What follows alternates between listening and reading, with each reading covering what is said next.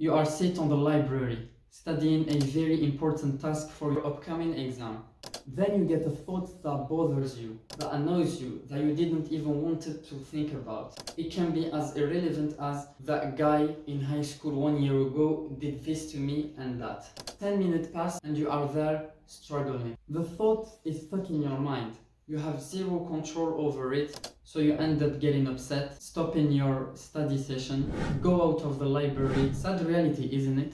This is the definition of intrusive thoughts. With the rise of technology, our mental health got worse. We are no longer capable of controlling our own minds. In fact, we are no longer living a normal life, 24/7 distracting ourselves on our phone, and if we challenge ourselves to stay far from screens, we end up failing the challenge within 20 seconds. Now that I've explained to you the concept of intrusive thoughts, you may wonder, what's the most effective ways to get rid of these kind of thoughts? So today I'm gonna share with you 3 ways that I personally use to get rid of these kind of thoughts.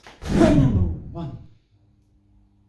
Open up about that specific rumination to a person you love, you trust, and is kind of close to you physically or emotionally, or both. In fact, many psychologists use this kind of a way to deal with their traumatized patients. Trauma recovery is a very vast subject. It takes hundreds of line wrote. But I found that giving a little light on trauma recovery can be valuable and relevant to the topic I'm exposing to you. So to heal, a traumatized person goes through different stages. It varies from person to person depending on the degree of the trauma. But they all have in common a first stage in which they struggle to regulate difficult emotions and tend to be emotionally overwhelmed when talking about that trauma. But what's interesting is that in this phase, a person is like a shaken bottle of soda. In this bottle is a tremendous amount of pressure, and the safest way to release that pressure is to open the cap so that it prevents from an explosion.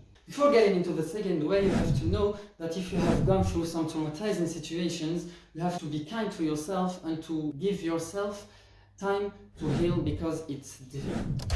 Way number 2 is to journal daily by writing down all the thoughts that you have in your mind, especially the bad ones. Make sure to go in details, and it has to be in a silent room where there is no people around you. So, third, having faith on Allah, trusting Him, knowing that everything that will happen to you is already wrote and planned, believing that He protects you, that He cares about you, and never puts you in a situation where it's impossible to get yourself out of it. As He says in the Quran, God does not burden a soul beyond what it can bear.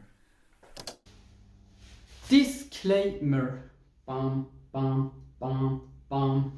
Don't expect these 3 ways to be immediately effective, because dealing with thoughts is actually a very difficult thing. So make sure to be patient, to accept the fact that you will fall, and that the most important thing is to get up. Thank you for watching. Make sure to like and subscribe, and goodbye.